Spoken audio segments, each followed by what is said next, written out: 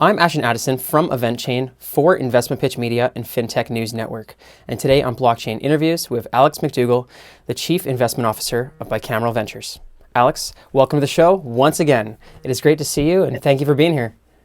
Absolutely. Third time is a charm, as you mentioned. This is going to be fun. There's a lot of really interesting things going on today, and excited to talk about some of it. Definitely. Yeah, the markets are very crazy since we last spoke. A lot of crazy economic events happening and pivots to many businesses. If we could dive a little bit into Bicameral Ventures, could you first start by giving a background on what industries have you been focused primarily on for investment with Bicameral Ventures? Sure. So we formed Bicameral about 2 years ago and started out really as a blockchain-focused venture fund. And we came by that by my partner and I's really deep focus on this idea of digital integrity and digital trust and just how people trust and interact with each other in general. And one of our big points of our thesis is there's this trillion or multi-trillion dollar trust gap that sort of evolved in the world by us not being able to trust each other directly on transactions, how they settle, how they close, how they get taxed, how they get accounted for. But more importantly, everything that we do digitally and all of the digital interactions that we have are all extremely heavily mediated, and we can no longer trust who's holding our data, who owns our digital persona, who's on the other side of a transaction, why we're seeing certain content, and really there's this massive lack of integrity in our essentially our digital system today. And so we set about to organize a venture capital fund around providing capital towards closing that trust gap. That's really our big picture mandate and idea. And so blockchain, obviously, great technology to do that, but there's millions on blockchain today, and to really tackle these gigantic problems of the world, you need billions on it. And the tech isn't there yet to do that today. It's not infrastructural enough. It's not smooth enough to do. It doesn't have the components that need to be leveraged within it, and it needs heavy integration with AI and IoT as well, the other converged technologies that we think about. And so really there's these suite of connective solutions and this infrastructure, this stack type of investing, all of which needs to happen to essentially create the solutions that make adoption of these types of integral, trust-focused technologies a no-brainer instead of something where you need to actually make a choice and really understand the tech to make it work. So that's really one of our key mandates is both from the investment side, and now we're starting actually to get more into operating and starting a few of our own projects to start a little bit earlier in the story and find the users where they are today, and then evolve a lot of that trust and digital integrity back end into the technologies that already have a lot of users today. So roundabout answer, but Bicameral does a lot of different things and really tries to organize capital around solving these big picture problems of the future, Alan, today. Yeah, and that's great that you've got into it so early, Alex, because a lot of these things that you've been focusing on with Bicameral are now more coming into the light now that the lockdown has moved everyone to virtual all the time. A lot of in-person conferences are now being virtual, and communications are all going through different service providers of different communications applications that nobody really reads the fine print of the terms of service when they start these applications. They just click go and they're ready to go and just trust that their information is secure. So with the coronavirus pandemic happening, has that affected your vision, or at least the timeline of your vision for how all of this is playing out? It's a great question, and I hate to describe anything about this pandemic and this crisis as an opportunity.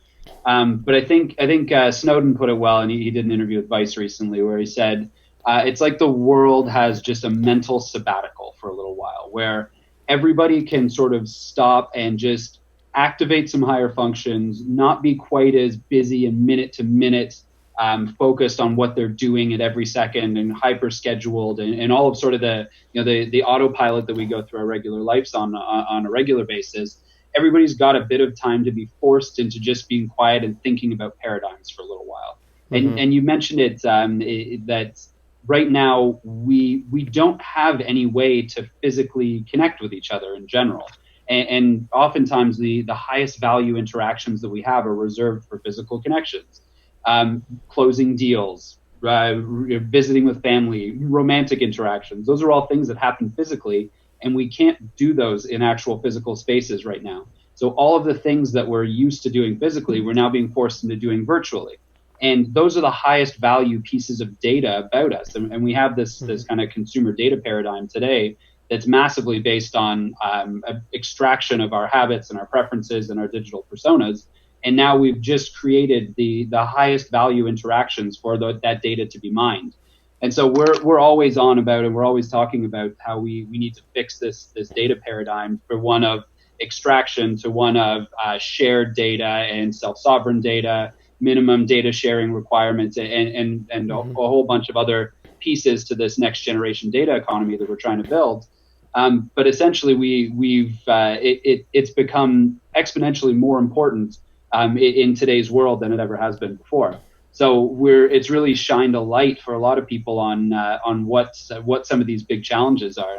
And where it gets really interesting, and a point I always like to bring up is we're doing this over Zoom right now. And a lot of the challenges, so Zoom took off obviously when this pandemic started, and a lot of the focus was on, Zoom's not actually that private. But most of the focus was around, your Zoom can be Zoom bombed and hacked. And there was an article about if you're running a Mac and you have a passwordless Zoom, they can actually access your rootkit through it, what powers the host has. But a lot of it's around malicious intent. And one of the biggest challenges with our data paradigm today is that it's not actually the malicious intent that really is the challenge. It's the fact that Zoom's whole business model is looking at what's on my screen, looking at where my attention is, and building a data profile around me and you and everybody else who's looking and watching this, and then monetizing that on the back end to advertisers. And that's all laid out in their privacy statement or privacy policy. But that's sort of the secondary point of this business. And there's ways that you can use Zoom. There's ways that you can use most apps that are very private and very safe and very secure. But if everybody does that, then these apps don't exist. There's this fundamental tension between privacy and profit. And unless we fix that paradigm and fix the business models and actually create a new way for data companies and app companies to exist, the more privacy we have either via legislation or via smart choices by consumers, we're going to end up in a completely private and completely empty world of apps. And in today's world where we only have these vehicles to communicate with each other, that's a disaster. Yeah, great point. And for the everyday people that, they aren't really focused on what's on the back end of their computers. They're just using the applications. They don't really care as long as it works. This doesn't seem like it has been as an important topic as it could be or as it should be. And usually the privacy legislation are by, the top level people putting in some mandate to protect them. Do you think that the people themselves should be speaking up about this and they could make a difference possibly or do you think that they, should more people start caring and bringing this up? Yeah, so a couple points here, and to your first point, that's exactly right, and I think about it in terms of people take the path of least resistance, and it generally takes something shocking and very direct or a visceral change in situation to really actually change people's habits. And so, in general world, when things are kind of, ongoing and you're going to work every day and you got your family and your friends and your schedule and blah, blah, blah. And then, Google Maps works great. You use it to get places, blah, blah, blah. You know that vaguely it's strange that McDonald's keeps showing up on your route, even though you're not looking for it. And that it happens to know where your house is. But those things aren't really things that sort of jar you out of your paradigm of what works. Now, when you're in a COVID world now, and these things start popping up, like there's a website that's based out of Singapore, where you can see every single COVID case that's in Singapore, click into it, see the age of the person, the nationality of the person, their travel history, where they live, where their contact tracing is, and this entire web, and say, okay, that's good for COVID tracing purposes. Why the hell can I, a random guy in Canada, see that? It's those extremely sort of in your face situations where you finally start to wake up a little bit and say, okay, well, there's a reason all this stuff is free in general. And B, there's this like 90% of the web that I'm just not seeing. I see this very sanitized top 10% up here, but there's all of the actual mechanics and plumbing that's sitting underneath it. So I think you need sort of a catalyst for people to actually start paying attention. But then it's on us to build different tools that actually make it easy for people to operate in a better paradigm. So right now, I'm obviously passionate about this stuff, and so I try and use the right tools, and I try and protect my privacy where I am.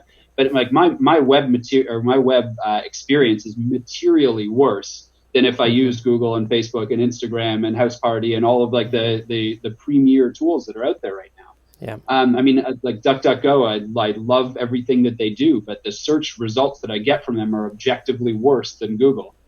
So it's up to us as well to build better data paradigms. And I think the secret weapon is, it seems daunting to take down Google, but you can build a better data profile than what Google has about you in 10 minutes. If you can access your Facebook data, you can access your LinkedIn data, you can access your Google data, you can access your mobility data, you can add in your own health data, you can know your own preferences. We can create our own digital persona. And then that's what we end up leveraging to advertisers, to governments, to healthcare, to COVID apps. But we share what we want, and we share what actually it needs to be shared on it.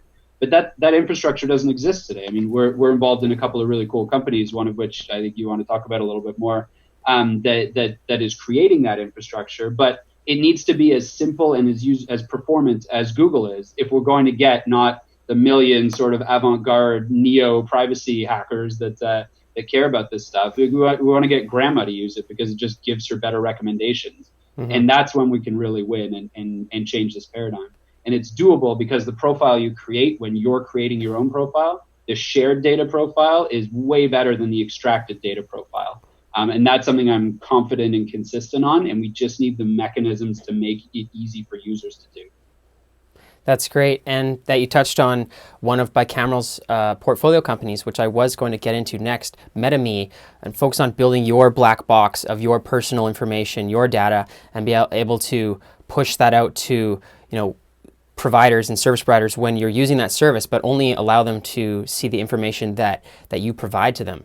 Now, how big do you see, with a project like MetaMe, how big do you see the industry numbers-wise growing? Is this something that could be a global product quickly, or do you really need, for example, the coronavirus or some other events to really bring privacy to the forefront of people's minds to allow products like this to flourish for your investment?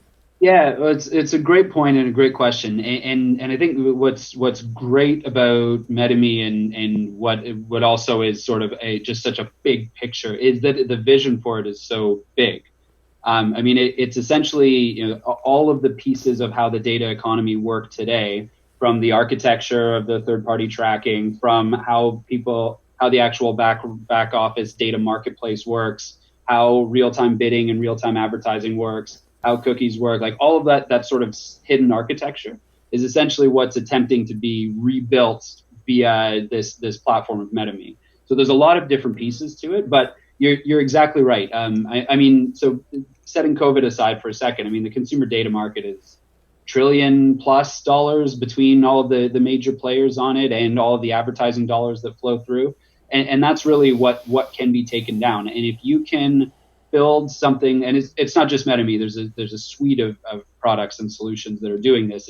It's never going to be one company that sort of solves a paradigm. But if you can, I mean, Google is one of the most valuable companies in the world right now because it offers instead of a 1% chance that somebody clicks on your ad, buys your product. With Google, it's a 2.5% chance. And just that delta is the most valuable thing that exists. And sorry, those are made up numbers, not exactly right. But if you can, with a better profile, get that to 3.5% and then filter in through all of the mechanisms that already exist on the back end, so all the real-time bidding, like all that stuff's automated, you can essentially roll up the market overnight. You don't need each individual consumer to go and change and do all that stuff. There's a lot of automated infrastructure that if you can put your product in the right place to essentially take advantage of the distribution network that's out there already, you can roll it up overnight. So yes, this is able to become a gigantic style of platform in a very short period of time. because of the nature of the performant data that's being created under it. And we're so starved from an economics perspective for consumer insights, predictability, advertising that works, fraud resistance, all of that stuff. Even, again, setting aside COVID for now, that anything that can move the needle a little bit becomes instantly the most valuable platform that exists. And then add in the COVID side, where we have essentially two terrible options right now. We either have the China model, which is ultimate surveillance. Download this app. We're forcing you to show barcodes wherever you go that govern our mobility. Or the the current American system is a little bit more of non-technologically enabled, to say that lightly. Canada, same idea. But the Google and Apple solution, which is opt-in, so you don't even have the sweeping range of a forced government style of adoption for this type of technology. But also you end up giving your health data to the worst data stewards that we have so far. Google and Apple's a little bit better, but you sort of end up with the tech leading solution is a bad outcome and may not even be an effective outcome if enough people don't opt in. And the totalitarian or ultimate surveillance state regime is also a bad outcome. So we're in a situation where we desperately need sort of this middle lane, which is something that's run and owned and or not owned, but supported and encouraged by governments, but that has this sort of privacy technology built in that's only sharing the minimum amount, only certifying that you have a low COVID risk and not without all the details behind it. This idea of a minimum share platform, and then that a lot of that stuff's backed up by blockchain, that you can trust that data. You don't need to validate the underlying data because you can see the supply chain and know where it came from. So there's a whole bunch of different pieces to that, but it does need these catalysts. And some of it can be commercialization, but some of it can be a global pandemic. And again, it's sad to say that that's an opportunity, but if that's what breaks this data paradigm into one of minimum sharing, private execution environments, self-sovereignty, 360-degree data collection about yourself, blah, blah, blah, then that's a good outcome of all of this carnage that we're living through right now. Mm-hmm. Yeah, very interesting. And for the people that are looking to learn more about privacy and protecting their own data, what ways do you suggest? I know we're running out of time a little bit, but if you could give some takeaways for the audience on, are there ways right now that they can get certain applications or use certain methods to help protect their data online? Yes, absolutely. And a brief plug for myself, I'm going to be doing a long form deep dive into all of this stuff at Consensus Distributed on May 11th, called Data Hygiene 101, Who Owns Your Digital Persona When You Don't? That really goes through in depth a lot of these tools and how to use them, how to see what's actually being governed about you or discovered about you, and then how to protect yourself on it. So essentially, I mean, the short version, I'll run through a couple of tools quick. There's a fantastic app for iPhones called Lockdown that essentially, instead of, there's a lot of apps that block trackers for browsers. So, I mean, the Brave browser is good, DuckDuckGo is good, Ghostery is pretty good. But there's very little that actually goes into the apps that are used on your smartphone as well. So Lockdown sort of reaches into your entire OS and blocks even if you don't block it or turn off some of the data sharing features, it goes in and blocks and turns off some of those data sharing features. So that's super helpful and very informative about what's being blocked and where. But so there's lots of ways to shut down. Where is really interesting is the ways to catalyze and use the existing data. So there's a really cool platform called Loginhood that is a Chrome extension that essentially takes all of your browsing data and then runs the same style of infrastructure, so data management platforms, demand-side platforms, as Google and the advertising networks, except it does it as an agent of you. So it goes out and monetizes your data on your behalf. Now, it's not changing the paradigm, but at least it's putting you in the flow of it and understanding how the value works and all of that stuff. So that's a really cool one as well. Digime is an interesting smartphone platform as well. Similar type of idea that you accumulate a bunch of your own data and then use those data packages to power apps within that world. So there's sort of a few different pieces to that. But I mean, the general privacy ones, from just cutting off your data today, Ghostery, Brave browser, those are probably the two best. Loginhood for your phone, Lockdown for your phone, and then Loginhood, Digime, and MetaMe for creating this new version of a paradigm. And last thing, because I know we both got to get to go see Tim Draper. There's a really, really, really enlightening website called click. And I won't say too much more about it, but it was sort of my rabbit hole moment when I realized that there's a whole different world out there. And this is one of the best, simplest, easiest, most entertaining and terrifying ways to dive into that world of what's actually happening when you go to a website.